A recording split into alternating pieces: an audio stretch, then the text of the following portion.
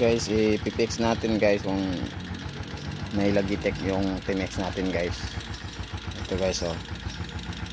Kita nyo guys, umandar siya. May Logitech siya. Paano yan guys? I-resolve guys ang Logitech ng Timex 125 Alpha. Paki ano lang guys, paki comment guys sa kung may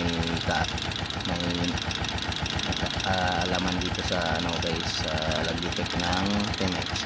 Patulong naman guys, salamat guys. Ito lang guys ang ano ko guys, bakit may Logitech yung Timex Alpha. Bago lang to guys, mag 3 years na to guys. Yan guys, Timex 125 Alpha. Pati tulong naman guys, pati comment sa ano guys, pati kung paano